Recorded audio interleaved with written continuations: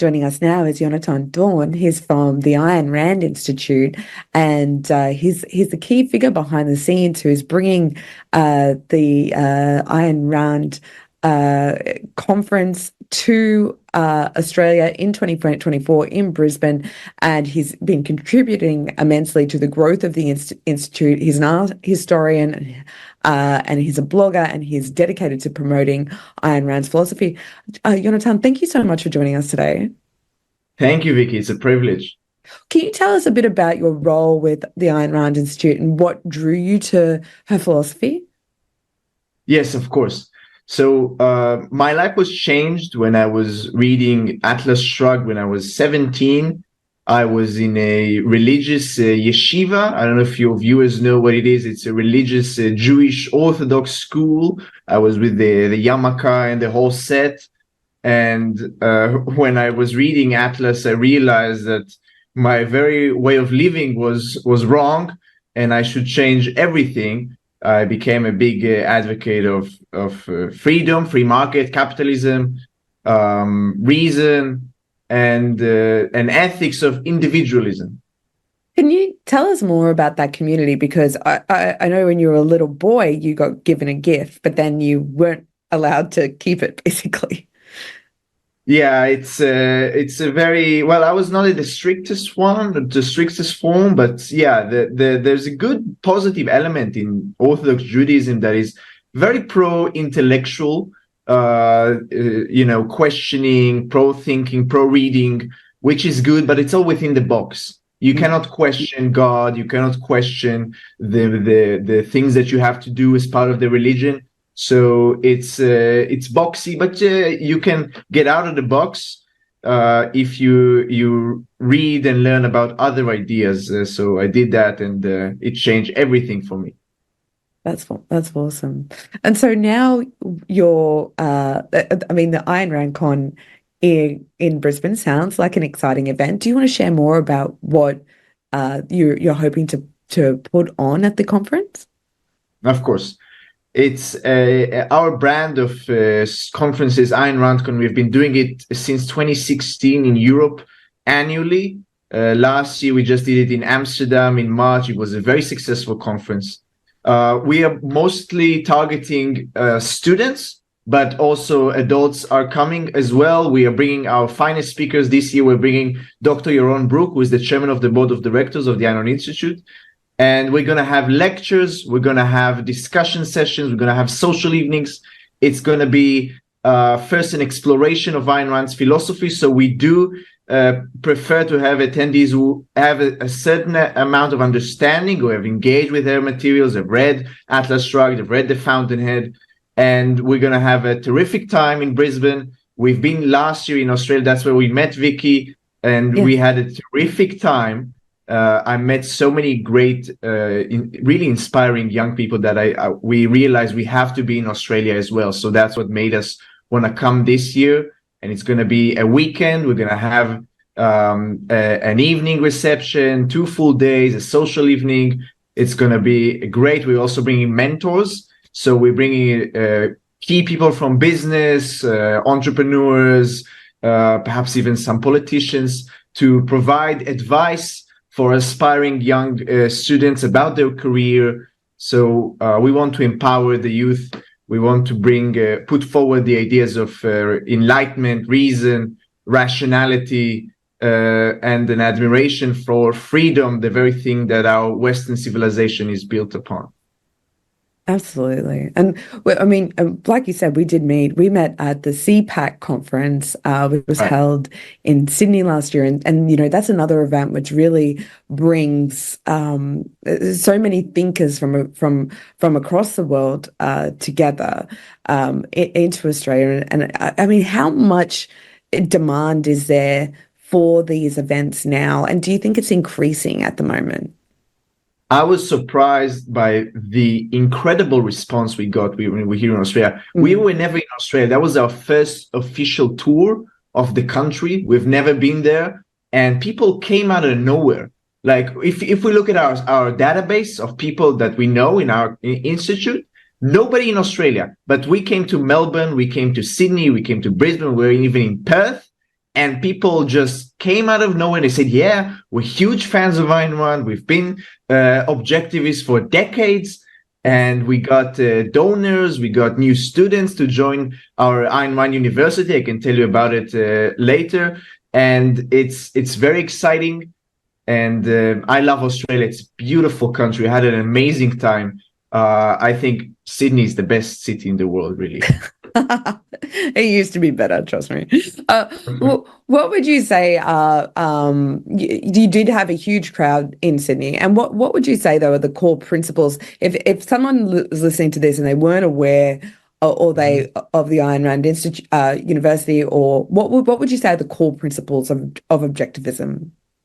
Yes, of course, it's very hard to describe just in a few minutes, but Yeah. I would say, first of all, an unparalleled being a disciple of reality, understanding that reality is something that exists out there and we cannot change it. We have to look at reality, we have to observe it, and we have to be disciples of it. Then we have to use our minds, our unique human ability to reason, to make sense of the world. Then we have to act according to our own judgment and follow our best self-interest. And only then Ayn Rand reaches capitalism as the system that allows human beings to flourish as she understood human being as the rational animal. The moment I put a gun to somebody, even the threat of violence, he cannot think, therefore he cannot function as a human being. Therefore, it's an immoral state. So Ayn Rand rejected any form of government intervention. So she was advocate for a laissez-faire capitalism, but it was from a moral principle that people have to pursue their own happiness. She saw that as the highest goal of life, to be happy, and it has to be rational. It doesn't have to just follow whims. I want to do this. No, it has to be based on reality. It has to be followed by a deep process of thought and a real appreciation to the truth, to be a truth seeker, and not to take anything on faith, and always question everything. And those are just a few of the principles that we advocate for. Yeah, it's awesome. I mean, you mentioned Vance, and I know that you're coming to us from Tel Aviv today. We had we're having this increasing group. It's mainly led by one political party, I would say, the Greens, and there's elements of the left wing of the Labor Party in Australia, which have been pushing this Free Palestine protests. Yeah. In fact, our Prime Minister, he was delivering a like a rah-rah to party members, and one of the members inside the Labor Party that was at town hall for this very important speech released a Palestinian flag. And if you were and I think that our youth is just being so they're just being so only told one side of the story about this. What if you could tell them what it was like? What could you just give us a breath of reality? Can you give us a dose of reality about that? Sorry. Yeah, I it's really, really difficult situation. Yesterday we had this whole drama with Lebanon, and it could be a greater war right now happening. And I remember, Vikki, I'm sure you do as well, the disgusting protests in the Sydney Opera House. Yes. Just days after October 7th. And, as somebody our national shame.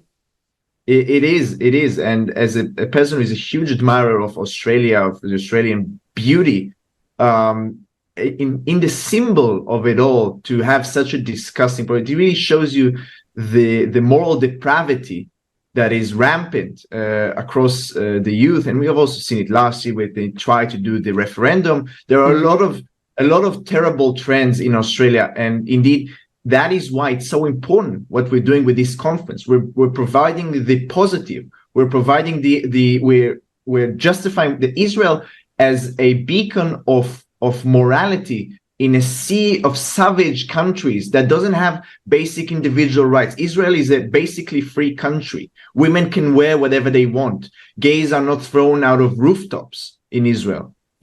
And we have free market. Compared to Gaza, there's no comparison. And what they've done on October 7th is the worst atrocity based on targeted at Jews since the Holocaust. And the fact that there are people in Western countries such as Australia celebrating that, even before there was any, as you said, on October 9th in Sydney Opera, that is horrible, but it shows that what we're doing is necessary, that what we are doing with this conference is so important. Let's keep talking about this after the break. Yonatan is here. He's talking to us from the Ayn Rand Institute. We were just talking about this radical youth element in Australia who are, well, I'm going to say, I think they're anti-Semitic, and they've been, rallying the PM, saying that we should free Palestine, but they've got no idea what it's like to, they say they promote gender equality, yet they're out there promoting a country that a mob like Hamas that wants Sharia law. So how does this all work, Yonatan? Mm-hmm. They are taught in their universities, in their philosophy departments, that Western civilization is evil. That, and especially in Australia, right? Australia is stolen land. They did whatever atrocities they ascribe the Australians with. It's an immoral state, and we should sacrifice for the haves-nots, and in this case, it's the Palestinians. But it's a wider issue, Vikki, of the battle of Western values against, I would say, nihilistic values. They want to destroy. They don't have anything positive that they are putting forward. They are putting forward destruction. They're putting forward death. And this is especially a problem in the US, and the Institute is engaged. You surely have seen the horrific responses across university campuses in the US, and a lot of donors. And this is something that, by the way, Ayn Rand foresaw in a speech called Sanction of the Victims, where she said that businessmen are the people who enable this because they finance it. They finance their own destroyers by giving donations to these universities in the hundreds of millions of dollars.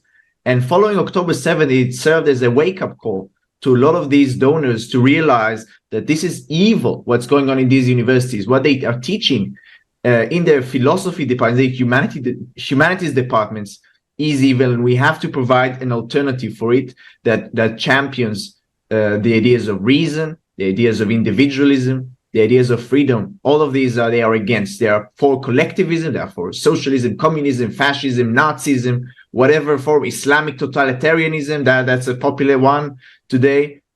We need to champion for the opposite. And the way we are combating this at the Institute, we're establishing a new university called the Ayn Rand University, which will be the best university for humanities in the world to champion these Enlightenment ideas. That's not the app that I've got. That's the app is just a prelude. It's just a start. Yes. The app has a lot of free material. Everybody should download the app, of course.